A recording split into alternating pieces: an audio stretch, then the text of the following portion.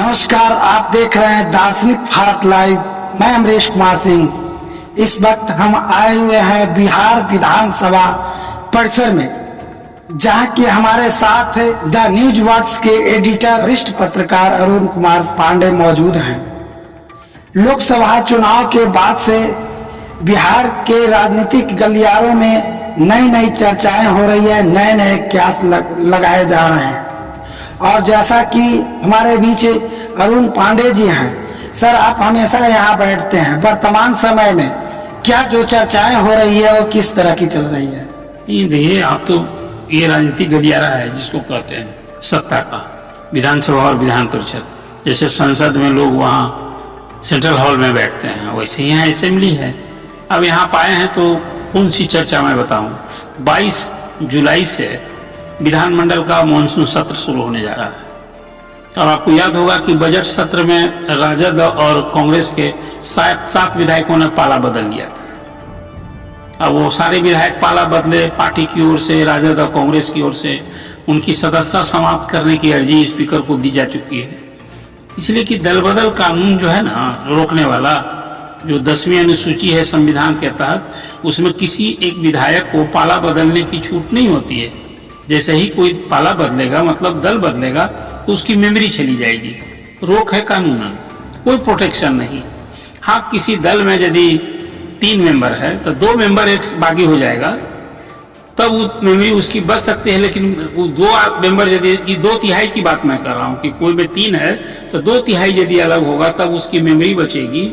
और वो तब कोई पार्टी बना के नहीं रहेगा, किसी पार्टी में विलय हो जाना है उसको। यहाँ तो 7 विधायक जो हैं उन्होंने पाला बदल लिया। आपको याद होगा प्रहलाद यादव, नीलम देवी, चेतन आनंद, फिर कांग्रेस के सिद्धार्थ, मुरारी गौतम, संगीता कुमारी, इस तरह से 7 विधायक जो हैं कुल मिलाकर के राजद और कांग्रेस के पाला बदल लिए हैं। स्पीकर के यहाँ अर्जी है।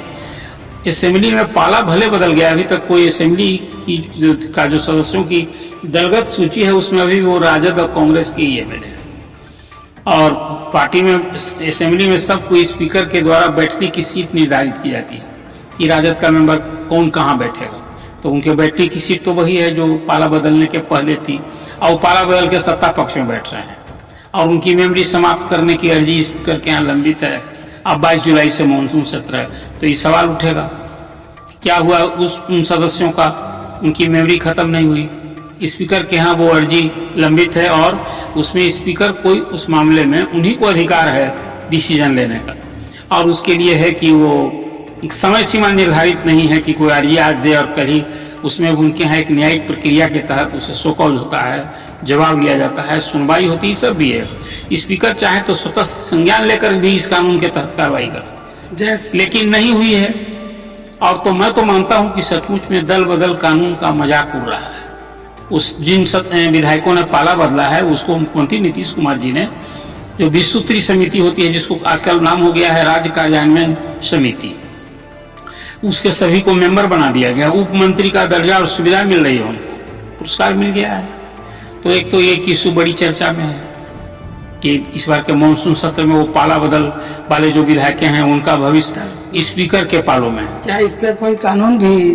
उन्हीं की तो चर्चा मैंने आपसे की। कानून में ये कानून आप समझिए कि पहले राजीव गांधी के प्रधानमंत्री काल में बना था, तब था कि 1/3 सदस्य कर सकता है। अटल जी के जब सरकार आई तो उसमें कह दिया कि नहीं, 2/3 सदस्य यदि अलग होगा तब उसकी मेमोरी बचेगी। अब यहाँ तो इंडिविजुअल मेंबर इधर उधर हो रहा है। और देखिए, ये जो अभी स्पीकर सत्तारूढ़ दल के होते हैं वो सुरक्षा कवच होते हैं।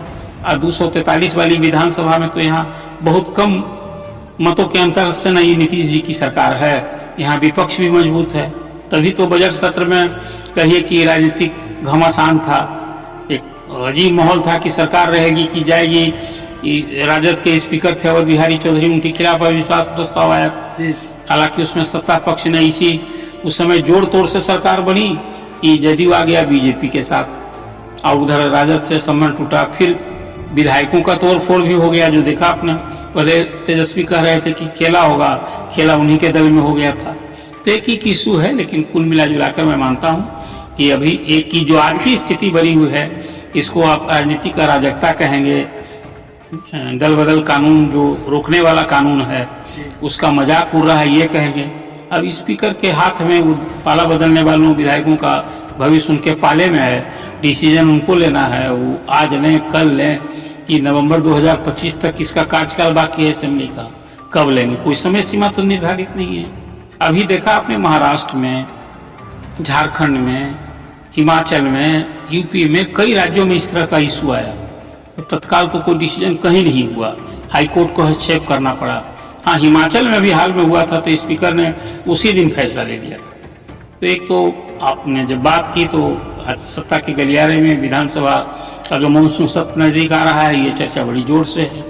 फिर आपने देखा लोकसभा चुनाव के बाद बीजेपी ने घोषणा कर दी कि 2025 का चुनाव हम नीतीश जी के ही नेतृत्व में लड़ेंगे। तो ये तो हो गया कि नीतीश जी की पार्टी जो अब जदयू की अहमियत बढ़ न गई है। आज जदयू और टीडीपी जो वहां केंद्र में सरकार बनी है, बीजेपी अकेले बहुमत आया नहीं, तो इन लोगों के समर्थन से वहां तीसरी बार मौका मिला है प्रधानमंत्री जी को, नरेंद्र मोदी जी को सत्ता में आने का। अब वो यहाँ तो जदयू के साथ रहना बीजेपी की मजबूरी भी है और जरूरी भी है। अब उसमें है कि यहाँ देखा आज अश्विनी कुमार चौबे का एक बयान आ गया कि वो तो कार्यकर्ताओं का मनोबल बढ़ाने वाला बयान मैं मानता हूँ। ये उनका भले ही व्यक्तिगत ही बयान कहेंगे, पार्टी की राय तो है नहीं। पार्टी जब नीतीश जी के नेतृत्व में चुनाव लड़ने की बात कर चुकी है तो वो कह रहे हैं कि कोई बीजेपी का ही मुख्यमंत्री बने और यहाँ आयातित कोई नेता नहीं हो। एक तरह से परोक्ष रूप से वो सम्राट चौधरी पर हमला बोले हैं। सम्राट चौधरी राजद में न थे जी, तो उनका एक हमला ये भी है। तो इधर यहाँ नहीं कांग्रेस में थी, इधर संजय पासवान ने भी एक बात कह दी है कि वही लोकसभा का जो चुनाव में नतीजा आया उसमें यदि नीतीश जी साथ नहीं होते तो भाजपा जीरो पड़ा। ये तो बात बहुत जोर पकड़ रही है। संजय पासवान जी ने प्रशांत किशोर और इनका तेजस्वी जी का तारीफ किया। जो बिहार में राजनीतिक सच्चाई है उसको उन्होंने बयान किया है।